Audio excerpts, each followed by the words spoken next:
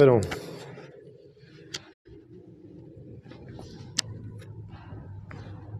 ¿cómo se llama?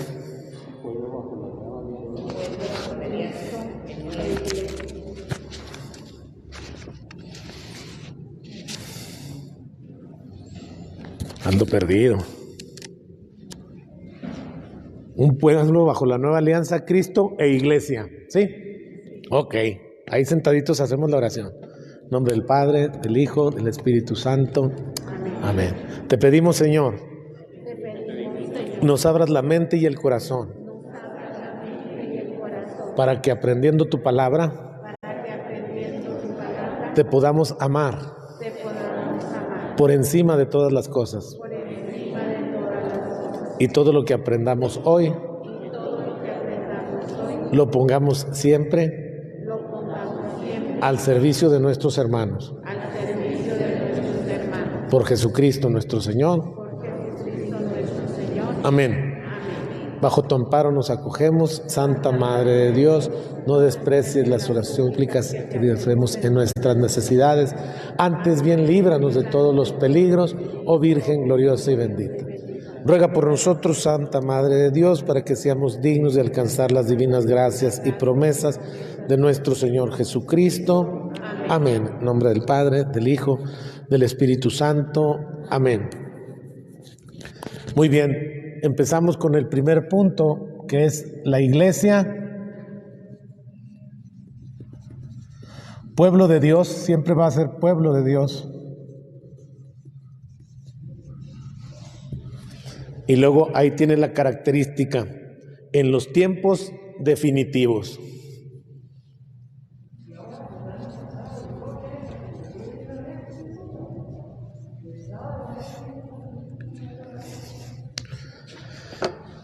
Muy bien, empezamos hablando del Antiguo Testamento. Lo hemos repetido varias veces que el Antiguo Testamento solamente es una preparación, es una promesa para que se haga realidad en el Nuevo Testamento. Todo lo que aparece como velado, como prometido en el Antiguo Testamento, en el Nuevo Testamento se vuelve una realidad, ¿no? El Mesías que se promete en el Antiguo Testamento tiene su culmen, su realización en el Nuevo Testamento. La liberación que se promete en el Antiguo Testamento tiene su culmen, su realización en el Nuevo Testamento. A eso viene Jesús, a liberarnos, a iluminarnos, a llenarnos de paz, a colmarnos de todas las promesas que habíamos escuchado por medio de los profetas, ahora se vuelven realidad en Cristo. Y no se vuelven realidad porque Cristo las diga, ¿no? Sino porque son un hecho. O sea, van los discípulos de Juan el Bautista, van y le preguntan, nos manda Juan a decirte que si tú eres el Mesías o tenemos que esperar a otro. Y Jesús no les dice, sí, vayan, díganle que yo soy el Mesías. Jesús les dice, vayan y díganle a Juan que los ciegos ven, que los sordos oyen, que los cojos andan, que los muertos resucitan, pero sobre todo que se les está anunciando a los pobres la buena nueva, la buena noticia. Entonces, Él no proclama que es el Mesías, los hechos dicen que Él es el Mesías, ¿no? Como cuando nosotros decimos que amamos mucho a una persona, pues hay que demostrar que en realidad amamos a esa persona, ¿no? Mis hermanas decían que amaban mucho a mi mamá, pero cuando las ponía a barrear y a trapear no querían. Pues no, eso no, así no se demuestra el amor. O sea, el amor se demuestra como en el servicio, o sea, en la obediencia al otro. Si me quieres, haz lo que me place, lo que me complace a mí. Muy bien. ¿Cuándo llega Jesús? Gálatas 4:4. Esas citas deberíamos de aprendérnoslas nosotros de memoria, así como estilo protestante, ¿no? Gálatas 4:4. ¿Qué dice Gálatas 4:4? Llegando la plenitud de los tiempos. Llegando la plenitud de los tiempos, envió Dios a su Hijo.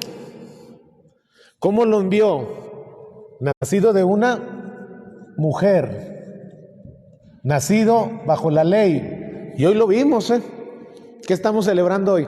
La presentación de nuestro Señor Jesucristo en el templo. ¿Quién ordenaba eso? La ley.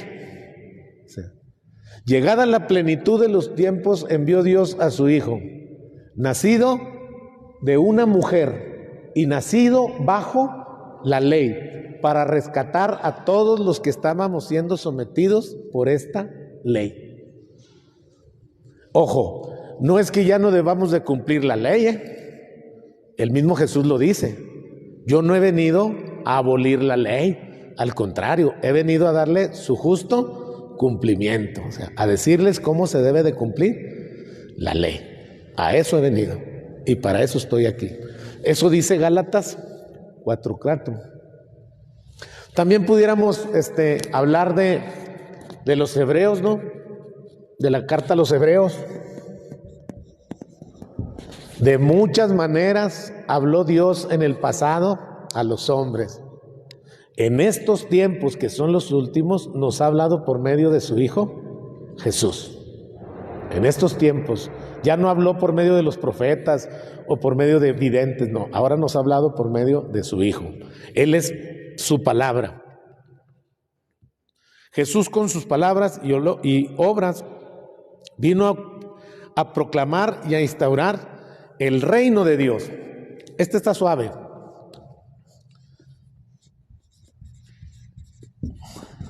Viene a instaurar el reino de Dios.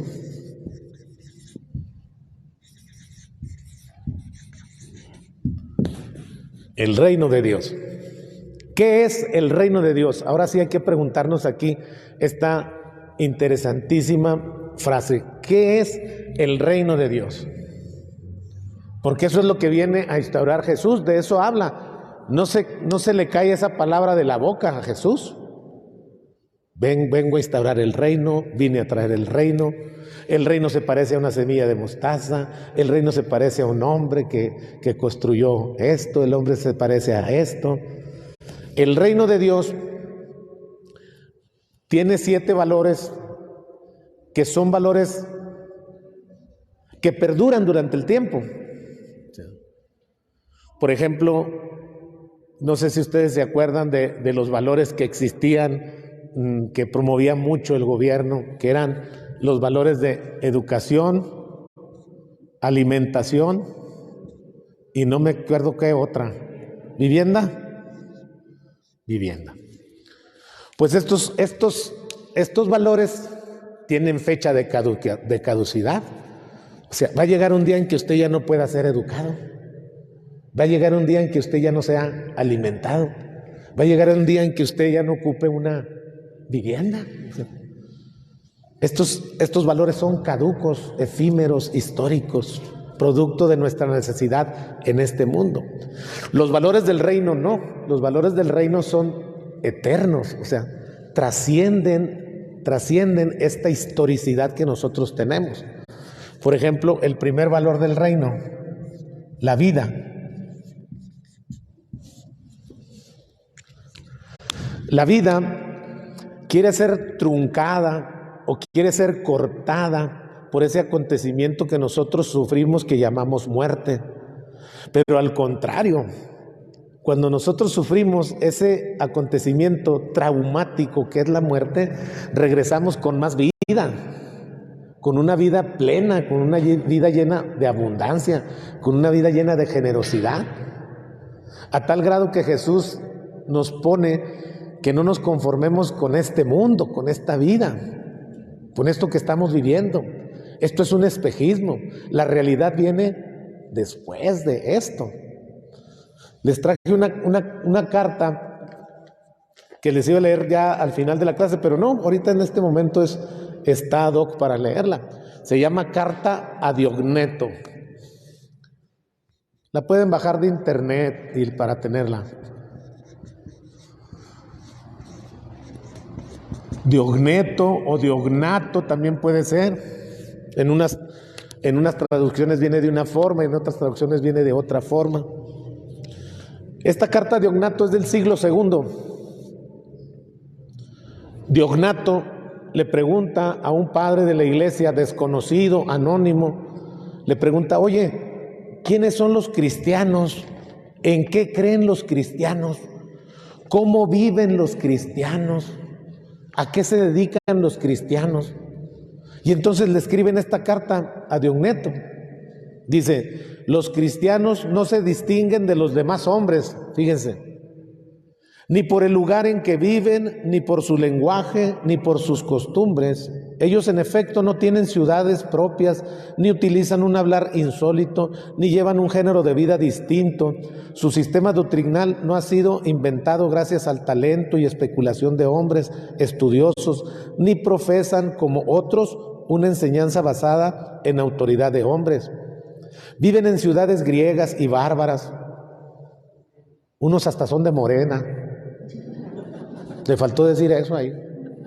Unos hasta votaron por López Obrador.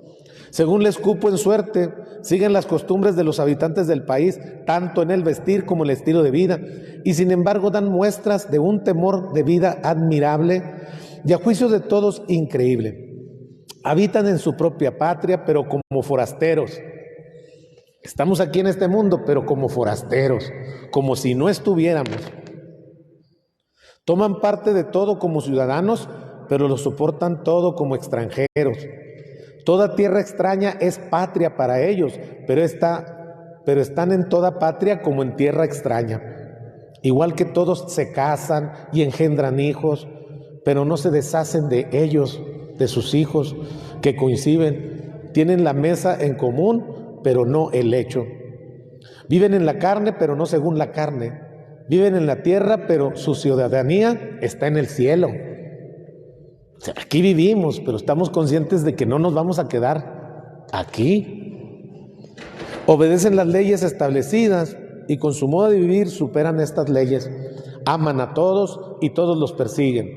Se los condena sin conocerlos, se les da muerte y con ellos reciben vida. Son pobres y enriquecen a muchos, carecen de todo y abundan en todo. Sufren la deshonra y ello les sirve de gloria. Sufren detrimento en su fama y ello atestigua su justicia. Son maldecidos y bendicen. Qué bonito eso. Son maldecidos y bendicen. Son tratados con ignominia y ellos a cambio devuelven honor. Hacen el bien y son castigados como malhechores. Y al ser castigados a muerte se alegran como si les dieran vida. Porque ellos saben que van a vivir. Cuando detuvieron a San Ignacio de Antioquía y los marcianos, no los marcianos de allá, sino los marcianos de Marcia, lo querían liberar, les mandó decir, ni se les ocurra, porque yo lo que quiero es llegar al cielo. Ya estoy desesperado porque no llego. Yo quiero llegar ahí. Los judíos los combaten como extraños y los gentiles los persiguen. Sin embargo, los mismos que los aborrecen no saben explicar el motivo de su enemistad. Los cristianos, pues, son en el mundo, pero no están en el mundo. El alma habita en los cristianos y ellos le dan vida a las ciudades, es alegría a las ciudades. Viven con felicidad, con tranquilidad y en paz. Y así continúa la carta a Diogneto, hablando de creer en esta vida, pero en esta vida llena de plenitud.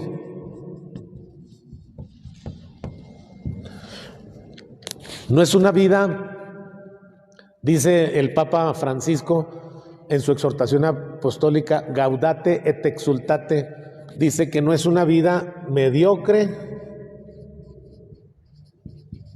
aguada, ni licuada.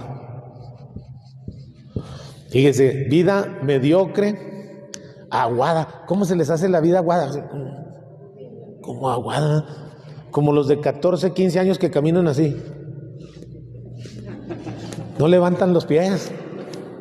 Es una vida aguada y una vida licuada. Hablando del primer valor de la vida. 2. El valor de la verdad. Recuerden que Jesucristo es el camino, la verdad y la vida. Entonces, la verdad también trasciende. ¿La mentira trascenderá? No. Una vez que usted termine su trabajo aquí, ya no existe la mentira. El pecado tiene estas características, mire. Pecado. El pecado es histórico. O sea que es de aquí. El pecado es terreno. Efímero.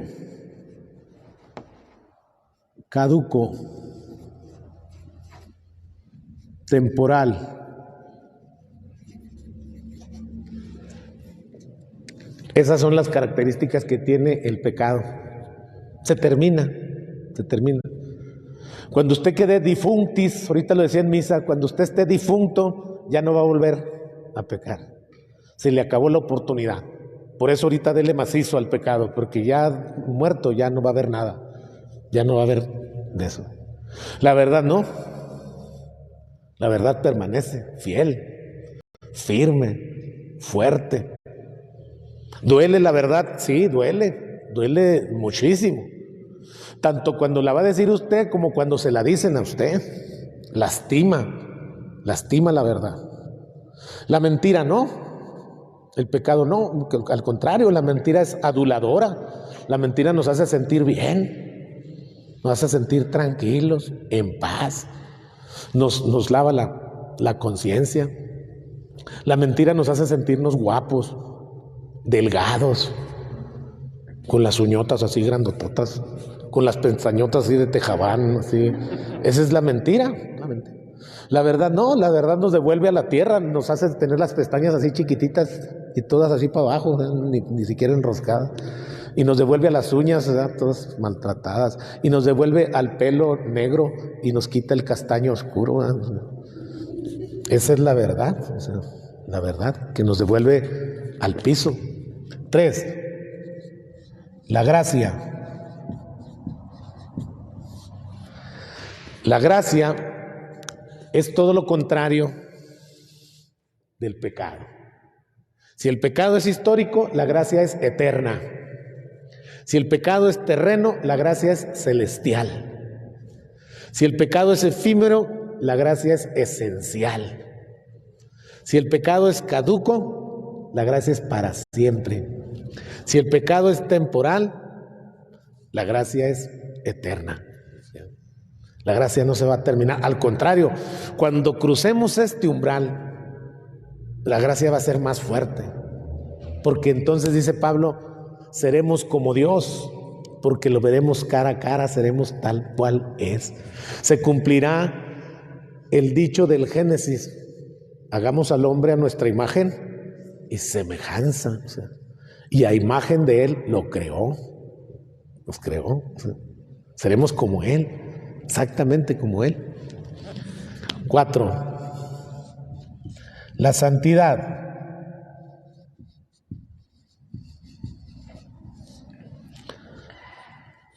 Nosotros hemos sido creados, Dios nos ha llamado para ser santos, para que seamos santos e irreprochables ante Él por el amor.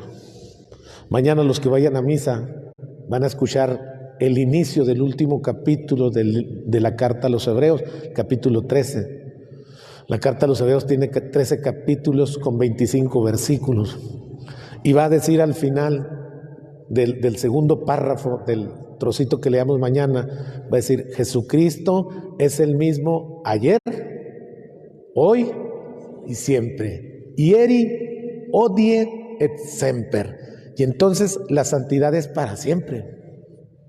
La santidad no es una moda, no es algo que se use. Aunque en ciertos siglos de la iglesia sobreabundaron los santos, se entregaron. Por ejemplo, en el siglo XI, XII, XIII, cuando nacen todas las órdenes mendicantes, los franciscanos, los dominicos, esos luchaban por ser santos. Había una hambre de santidad tremenda. La iglesia venía saliendo de los siglos oscuros, ¿no? Del siglo X, del siglo XI, donde se atropellaban de muchas maneras. Y yo creo que eso como que aceleró el hambre de santidad que existía en los presbíteros, en los laicos, en los religiosos de ese tiempo. Pues de ahí de nuestro grandísimo San Francisco de Asís, ¿no? Santo Tomás de Aquino, Santo Domingo, grandes santos. Hoy está naciendo una generación también de jóvenes, sobre todo, que tienen hambre de santidad, tienen hambre de ser santos, y hay que pedir por ellos para que lo logren bien. La carta de los Hebreos de mañana también nos va a hablar, pidan por los presos, va a decir el autor de la carta, los pidan por los presos, pidan por los que entregan su vida, pidan por ustedes también, para que Dios escuche sus plegarias. 5. Justicia. O también se le puede llamar a esto solidaridad. Nomás que no la quería decir porque van a decir, cree en Carlos Salinas de Gortari. Pero es una palabra más de iglesia que de política. Solidaridad significa hacernos sólidos nosotros. La oración que decía Jesucristo, ¿no? Señor, que todos sean uno como tú y yo somos uno. Si todos fuéramos uno, los cristianos nos solidarizaríamos, nos haríamos sólidos, o sea, nos haríamos fuertes. Eso significa la palabra solidaridad. Los que se hacen sólidos porque están unidos, porque están juntos, porque están en conjunto. Esto también se traduce en justicia. Justicia que en Dios evoluciona tanto que se convierte en misericordia. Dios es un Dios, sí justo, pero con la medida de justicia de Él, no con la medida de justicia nuestra. Nuestra justicia se parece mucho a la venganza y decimos, ahora sí Dios hizo justicia o se hizo justicia. No, eso es vengación, eso es algo que le desees tú lo que te ocurrió a ti, y entonces la justicia es ojo por ojo, diente por diente, ¿no? Y Dios no es así. Dios es el Dios que perdona al hijo que se fue y se gastó toda la herencia y regresó, y no le dice, no, ahora vas a ser un trabajador, no, venga, vamos a matar el becerro gordo, vamos a hacer una fiesta. Dios es el Dios que le dicen, mira, la ley dice que la mujer que se encuentra en flagrante adulterio tiene que ser muerta a pedradas. ¿Tú qué dices? Pues que el que esté limpio de pecado, que le tire la primera piedra. Ese es el Dios de nosotros. Dios no tiene dos botones, uno que diga castigo y el otro premio. No, Dios tiene un solo botón que dice premio, o sea, premio. Pero ¿cómo vas a premiar? Sí, te voy a premiar, o sea. Hay un libro de, ¿cómo se llama George Friedrich Hegel. En 1854 escribió un libro que se llama Cuentos cortos para una juventud desorientada. Fíjense, ya andamos desorientados en 1854. Nosotros pensamos que apenas hoy es la desorientación. No, ya andábamos mal. Y en ese libro narra la historia de Corazón Duro y Alma Buena. Así cortito, rapidito. El libro, Corazón Duro golpea a Alma Buena, siempre lo golpea. Y un día lo golpea tanto que lo manda al hospital. Y Alma Buena está en el hospital y la enfermera entra y le dice, tienes una visita. ¿Quién es? Pues es un señor que se llama Corazón Duro. Pues pásalo, viene a pedirme perdón. Y entra Corazón Duro. Y antes de que abra la boca le dice, tu corazón duro, no tienes que decir nada. Te perdono todas tus agresiones, todos tus insultos. Saliendo de aquí vamos a ser los mejores amigos. Corazón Duro le dice, no, si no vengo a eso. Vengo a decirte que te voy a estar esperando afuera. Pues cuando salgas te voy a meter otra peor que la que ya tienes. Y entonces, dice Hegel, Corazón Duro golpeará tanto a Alma Buena hasta que Alma Buena diga, yo ya no me voy a dejar. Me voy a hacer un corazón duro a ver de cuál cuero salen más correas. O Alma Buena perdonará siempre a Corazón Duro, perdonará siempre hasta que Corazón Duro diga, no, yo no puedo con esta alma buena, yo me voy a hacer un alma buena también como él. Esa es la moraleja que existe en el cuento. Entonces, eso depende de cada uno de nosotros, ¿verdad? Si caemos en el juego de corazón duro, pues nos vamos a hacer otro corazón duro, ¿verdad? Sí, pues si él me dice culebra, yo le voy a decir sapo, ¿verdad? Y si él me dice rana, pues yo le voy a decir borrego. Y así nos vamos, como concursando a ver quién tiene la peor ofensa para el otro. Y el que ofenda más, pues supuestamente es el que gana, pero en realidad no gana absolutamente nada. Muy bien. 6. Amor. El amor es el penúltimo valor de la vida, porque el amor pues es el que mueve al mundo. Todavía hay gente que sigue amando, todavía hay gente que se sigue entregando, todavía hay gente que se sigue crucificando por inocentes y por culpables, ¿no? Jesucristo no solamente se crucifica por los suyos, se crucifica por todos, ¿no? Hiperpolón, o sea, por todos. Cuando hacemos nosotros la consagración en el momento de la transubstanciación, así decimos, ¿no? Y por muchos, dice. Antes la consagración se decía por todos, por todos, pero ahora dice por muchos, o sea, ¿por qué dice ahora por muchos? Porque todos los que quieran, a lo mejor unos no quieren, y entonces por eso no. Y por todos era como obligar a las personas a esto. Hoy leí algo bien interesante. Decía, leer causa felicidad. Pero si a usted no le gusta leer, no lea. No lea. No podemos obligarlo a ser feliz.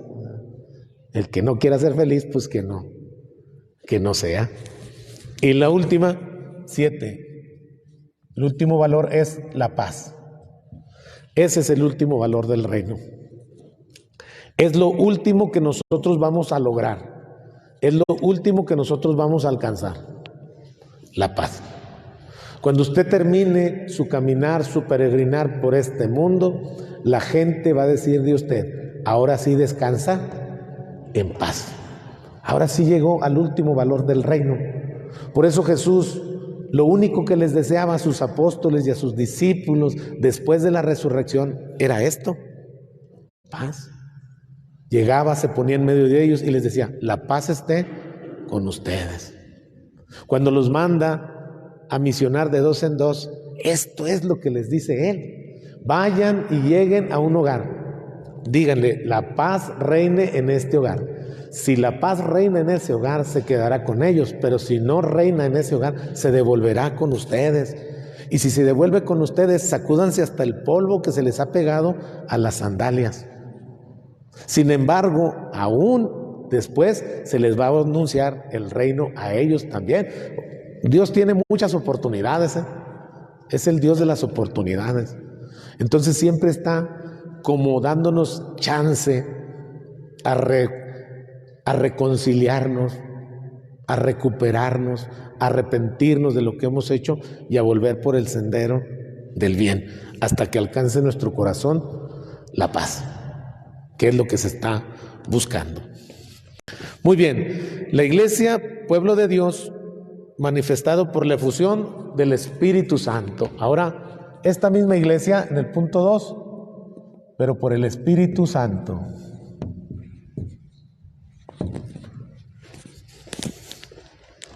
La iglesia, pueblo de Dios, manifestada por el Espíritu Santo.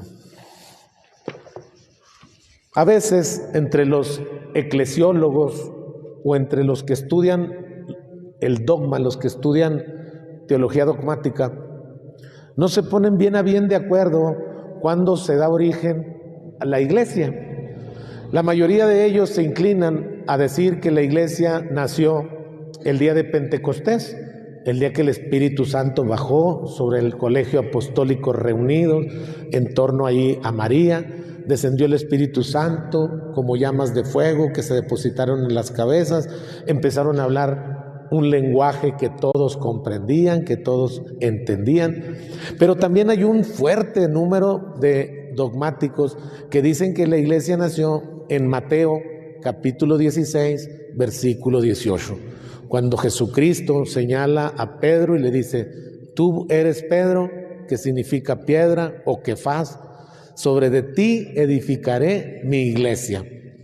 Entonces, las dos son válidas, ¿no? Mateo 16, 18. Les digo que estas son las citas que debemos de tener nosotros así, bien aprendidas. Y la otra es la cita de los Hechos de los Apóstoles. Cualquiera de las dos, el Espíritu está presente allí con ellos. En la primera cita, en la cita de Mateo 16, 18, Jesús fundamenta su iglesia o cimenta su iglesia, pues en uno de sus apóstoles, ¿no? En Pedro. Pedro que es débil, Pedro que siente miedo, Pedro que no está preparado para eso, pero el Espíritu Santo lo irá preparando. Pedro que pasa de ser de un apóstol timorato, medroso, a un apóstol valiente, capaz de dar la vida. Y también el libro de los Hechos de los Apóstoles, que nos pone a este Espíritu Santo que levanta a los apóstoles de estar escondidos, miedosos, ahora los hace hombres valientes, entregados y dispuestos a dar testimonio de la vida por Cristo. Esta obra del Espíritu Santo prolonga la actividad de Cristo. Tiene ahí unos motecitos. No viene a enseñar cosas nuevas el Espíritu Santo, recuerden eso. El Espíritu Santo viene como a aclararles las cosas que ya Cristo les dijo. El Espíritu Santo viene a darle giro a lo que Jesucristo ya les había comentado, a lo que Jesucristo ya les había dicho. Entonces el Espíritu Santo solo prolonga lo que Jesús ya había revelado.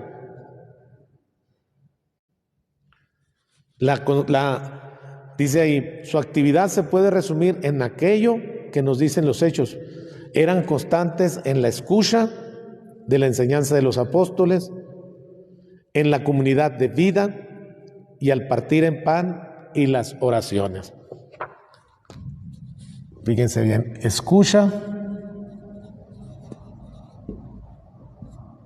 oraciones, comunidad,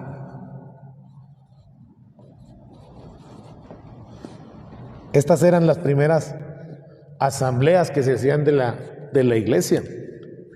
Todo lo ponían en común, todo lo ponían en nombre de la comunidad. De tal manera, dice algo especial el libro de los Hechos, de tal manera que a nadie le faltaba, pero tampoco a nadie le sobraba. Todo lo ponían a los pies de los apóstoles, quienes repartían equitativamente los bienes a quienes les hacían falta.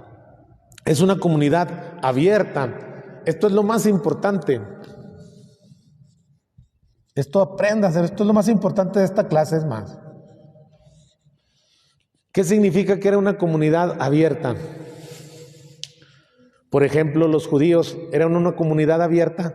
No, eran un gueto cerrado, cerradísimo. Nuestros hermanos, los testigos de Jehová, ¿son una comunidad abierta? No. Ahí el que se salga, Dios que lo bendiga, se va. Nosotros somos una comunidad abierta, nosotros los católicos, sí. Ahí el chino no le está pidiendo credencial de elector al que entra, o sea, aquí entra cualquiera. A veces entran hasta los perritos. Aquí entra toda la raza. Por eso yo siempre pongo este ejemplo. Cuando ustedes no tengan nada que hacer, que estén aburridos, vayan y búsquense un hermano protestante y pregúntenle esto. Cuando venga el Señor con poder y gloria, ¿quién se va a salvar? ¿Quiénes se van a salvar? ¿Sabe qué le va a decir? Nosotros. ¿Y los católicos? No, esos van derechito para el infierno.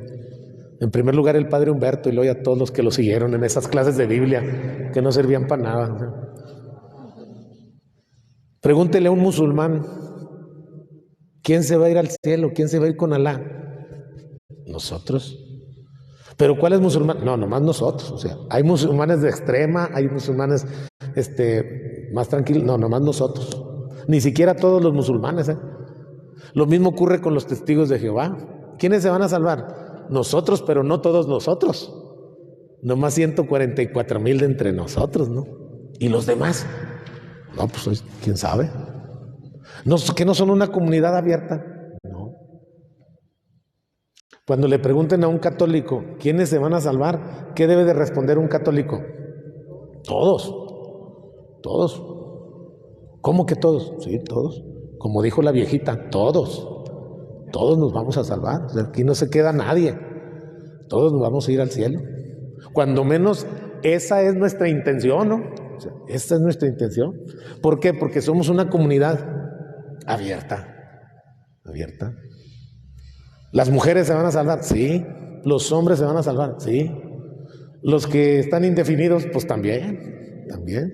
O sea, los de color negro, sí. Los amarillos también. Los blancos también. Los chaparritos, todos nos vamos a salvar. Todos. Nadie está fuera del reino de Dios. Nadie está fuera. Si un hombre, uno solo, estaría fuera del sacrificio redentor de Cristo, el sacrificio redentor de Cristo sería un fracaso. Porque uno echó a perder todo el trabajo de esto. No, aquí entramos todos. Por eso el cantito ese que dice, ¿cómo dice? El amor de Dios es maravilloso, ¿no? Y lo dice, tan alto que no puedo estar arriba de, tan bajo que no puedo estar abajo de, tan ancho, ¿no? Que no puede estar afuera de él. Así es el amor de Dios. O sea, nadie está fuera de ese amor, salvo que él mismo se haga a un lado, ¿no? El mismo, ahí con eso nadie, ni Dios mismo puede. El último rasgo de la iglesia, que es el pueblo de Dios que se consumará al fin de los tiempos. Pueblo de Dios que se consumará al fin de los tiempos.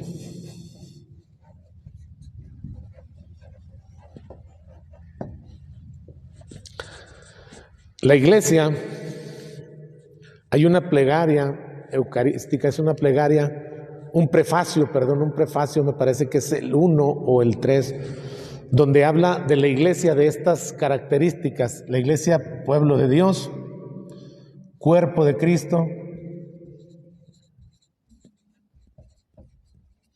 pueblo sacerdotal,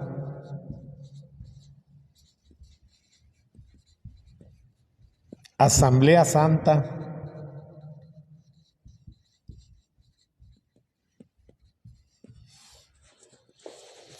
esas características son maravillosas cuando hablamos de la iglesia, ¿no? El pueblo de Dios que continúa la marcha originada en el desierto. Seguimos atravesando el desierto, seguimos viviendo las tentaciones que vivió el pueblo de Dios en el desierto. Seguimos a veces idolatrando otros dioses que son más pequeños que nuestro Dios, que es más grande que todos los dioses. Seguimos quebrantando la primera alianza, que era: yo soy tu Dios y tú eres mi pueblo. O sea, la seguimos quebrantando. El cuerpo de Cristo, que lo vamos a escuchar en la primera carta a los Corintios, estaría bueno que leyéramos los capítulos 12, 13, incluso el 14, cuando habla de la teología del cuerpo de Cristo. Así como el cuerpo tiene muchos miembros y todos los miembros contribuyen para la felicidad del cuerpo, dice Pablo, porque nunca se ha visto que un miembro del cuerpo atente contra sí mismo. Que la mano izquierda de padre Humberto se volviera loca y me empezara a golpear, ¿no? Y la mano derecha la detuviera. No. Al contrario, mi mano izquierda contribuye mucho a mi salud, pues llevando la comida a mi boca, acariciándome, tallándome para bañarme. Pues así, cada uno de los miembros de la iglesia tiene que contribuir para la alegría, la felicidad, el progreso, el crecimiento de su iglesia. Cada uno de nosotros no debe permanecer indiferente ante la iglesia. Dice la Lumen Gentium, los cristianos no son espectadores en las celebraciones eucarísticas. Tienen que tener una acción prolongada para que la iglesia crezca. No sé si me estoy explicando, pero usted tiene que decir, ¿qué función hago yo en el cuerpo de Cristo? O sea, ¿cuál es mi actividad en la iglesia? Eso es lo que tiene usted que decir ahorita. ¿A qué me voy a dedicar yo en la iglesia? Decía Santa Teresita del Niño Jesús, yo en la iglesia soy el amor. Fíjese que es lo que escogió ella. Yo en la iglesia soy el amor. Yo me voy a dedicar a amar en la iglesia. Esa es mi función. ¿Cuál es la suya? O sea, a lo mejor usted puede decir, yo quiero ser el brazo derecho. Alguien podrá decir, yo quiero ser el brazo izquierdo. Yo quiero ser los riñones para purificar a la iglesia.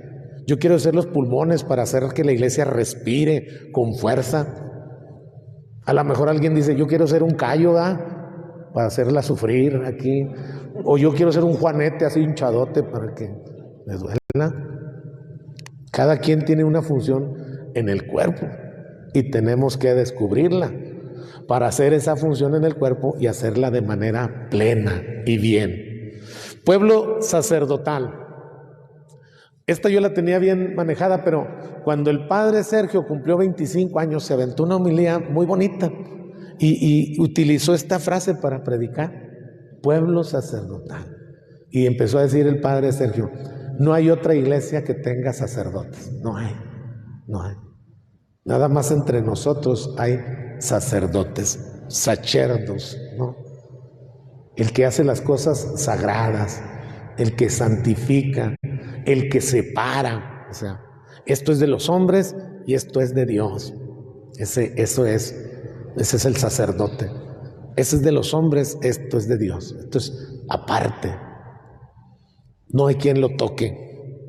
Ese es el pueblo sacerdotal. Y nuestro pueblo, nuestra iglesia, en nuestra iglesia todos somos sacerdotes, por el bautismo. Somos profetas, sacerdotes y reyes. O sea, entonces somos un pueblo lleno de sacerdotes. Eso es maravilloso. Eso es precioso. Somos una asamblea santa.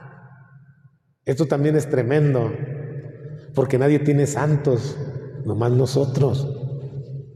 Contaba el padre Tarango que cuando en el siglo XVI el rey Enrique VIII quiso divorciarse de su esposa para casarse con unas nuevas nupcias y la iglesia lo expulsó, no lo excomulgó. Él mandó asesinar a Juan Fisher, que era el obispo de ahí de Inglaterra, y a Tomás Moro, que era el secretario canciller, que no quisieron cambiar las leyes para que él pudiera casarse. Entonces él dijo, no, pues yo para qué quiero la iglesia católica, yo hago mi propia iglesia. Y él fundó la iglesia anglicana. Cuando estaba en función la iglesia anglicana, mandó a uno de sus funcionarios que había ordenado obispo que le hiciera un santoral. Hágame un santoral con todos los santos que hay aquí en Inglaterra. Sí, ¿cómo no? Y le hizo un santoral y se lo presentó. El rey abrió el santoral y empezó a leer los santos. Le dijo, oiga, venga, estos santos son puros santos católicos. Le dijo, señor, es que no hay de otros. Nomás son puros católicos los santos. Nadie más tiene santos. Ojalá y algún día saliera un San Testigo de Jehová, o un San Bautista, o un San Metodista, u otro, pero hasta ahorita no han salido. Nosotros sí tenemos una asamblea santa. Hay santos aquí en la tierra, pero la mayoría los tenemos en el cielo, porque ahí hay una iglesia ya santificada, purificada, una iglesia que ya participa de la gloria del Padre. La iglesia y el reino de Dios.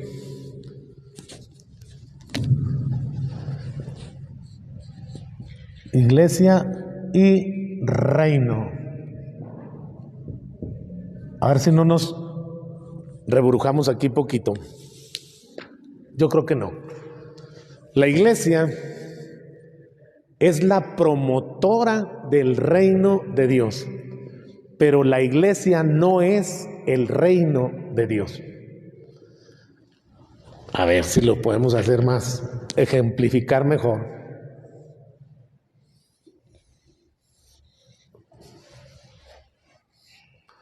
Esto es la iglesia. Y esto grandote es el reino de Dios. O sea, el reino de Dios es mucho más grande que la iglesia. Sí, exactamente. La iglesia solamente es una porción del reino de Dios. Pequeñita, pequeñita. Pero, por ejemplo, nuestras iglesias separadas, nuestra iglesia anglicana, nuestra iglesia metodista, nuestra iglesia luterana, también forman parte del reino de Dios. También están trabajando por el reino de Dios. Incluso las iglesias que no son cristianas, los musulmanes, los budistas, los hinduistas, también están trabajando por el reino de Dios. Cada una y cada cual a su manera, y cada una con su visión de divinidad diferente a la de nosotros. No se les olvide esto nunca. Nosotros somos una iglesia abierta. No podemos nosotros decir que tenemos la franquicia de Dios.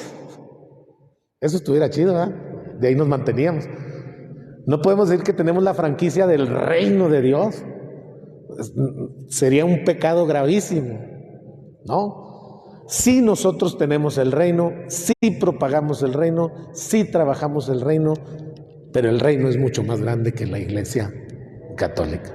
Como la salvación, nosotros no decimos quién se salva y quién no se salva. Nosotros no repartimos los boletos de salida de aquí de este mundo, ¿no? Creemos nosotros que el que vive en gracia y santidad dentro de la iglesia católica se salva, participa del reino de los cielos, y lo creemos con mucha fe y lo testificamos. La iglesia nunca se ha promulgado por decir que alguien está en el infierno, o la iglesia nunca ha condenado a nadie a ir al infierno. Sin embargo, la iglesia sí siempre ha dicho quiénes están en el cielo y los nombra con nombre y apellido. ¿Quiénes son esos? Todos los que están en nuestro santoral, en nuestro calendario litúrgico.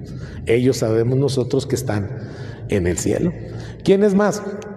Pues nuestros seres queridos, ¿no? Les platico una anécdota, y ya se las he platicado a ustedes, de Lupita Wong, en paz descanse.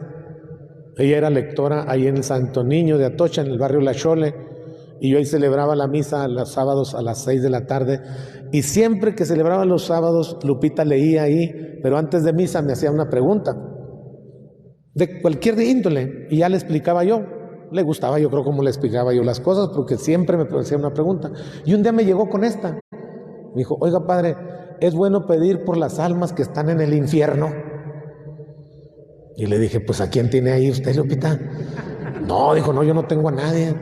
Entonces, ¿por quién está pidiendo? Y luego me dice: ¿usted no tiene a nadie ahí? No, digo, yo tampoco. No, entonces no hay que pedir, ¿eh? Pues yo creo que no, pues ahí no hay nadie. ¿No habrá nadie? Pues no, yo creo que no hay nadie. Pero si usted tiene a alguien ahí, le repito, pida por ese que usted tiene ahí, ¿no? O sea, yo no creo que algunos de ustedes, sí, ustedes sí han mandado mucha gente al infierno, ¿verdad? Pero no están ahí, o sea, no van. Y hemos mandado, pero no van, no están ahí. Nosotros tenemos la fe firme, dice la Gaudium et Spes, un documento conciliar. Nosotros creemos que Dios tiene caminos solo por Él conocidos, por medio de los cuales le da la salvación a sus hijos. ¿No han visto una imagen en donde San Pedro está reprobando gente y la Virgen María está subiendo gente con un rosario? Pues esos son los caminos solo por Dios conocidos. Una señora muy angustiada el viernes, allí en Shostan, me preguntaba esto: oiga, padre, es que yo no estoy casada por la iglesia. Y no es que yo no me quiera casar por la iglesia, es que mi esposo no se quiere casar por la iglesia. Pero yo siempre me he querido casar por la iglesia. ¿Qué va a pasar cuando yo me muera? ¿Me voy a ir al infierno? No, le digo, pues no, la mera verdad no creo. No creo. Y le comenté Dios tiene caminos solo por Él conocidos para salvar a sus hijos. ¿Cómo le irá a hacer Dios? No sé. Pero que eso no la preocupe a usted. O sea, usted llénese de esperanza de que nos vamos a encontrar en el reino de los cielos. Ese es un deseo que se tiene, ¿no? Y los deseos que se tienen con fe y con amor se cumplen. En los evangelios están plagados de episodios, de ejemplos de gente que no creía en Cristo y fueron salvados, ¿no? Simplemente ayer o antier, cuando escuchábamos el milagro de la hija de Jairo, ayer, pues Jairo no creía en Cristo. Jairo era jefe de una sinagoga. Jairo era fariseo, recalcitrante. O sea, si va y le pide el favor a Cristo, es por su hija, no es por él. Y cree en él. Sin embargo, ahí encuentra la salvación la hija. Y tendrán otros caminos que nosotros desconocemos. Lo bueno que nosotros no somos Dios, porque si no ya tuviéramos atacado el infierno ahí de gente. Eso sí se los aseguro. No les platiqué de la que me ayuda aquí en la cocina, esta Anita, que discutió con su esposo y así le dijo tajante: tú ya no vas a comulgar. Fíjense nomás, tú ya no vas a comulgar. ¿Por qué? Porque pecaste y ya no vas a comulgar. Y el Señor le falta una pierna, está en silla de ruedas. Y la que lo lleva a comulgar, pues es ella. Pues ¿cómo? Pues le puso frenos a la silla y ella se fue a comulgar. Y él lo dejó tirado. Le digo: Anita, gracias a Dios que usted no es Dios, porque si no, imagínese que dónde íbamos a... Les comenté también de esta serie que hay en Netflix que se llama Misa a la Medianoche, ¿no? No sé si la hayan visto o no. Al final de la serie está una señora que es como la monaguillo, la ministra de ahí del templo, y está condenando tú vas al infierno, nunca venías a misa, y ahora vienes a misa muy, no, retírate. Usted, señor, usted es bien chismosa, vamos también para afuera. Y así va señalando. Digo yo, válgame Dios, qué bueno que no es realidad esto, porque si no, pues ¿dónde íbamos a parar? Entonces sí escucharíamos de Jesús: el que esté libre de pecado, que tire la primera piedra. O esta otra que está más bonito: con la misma vara que midas, con esa misma vara serás medido. Muy bien, pues es todo. Una pregunta, algo, un comentario.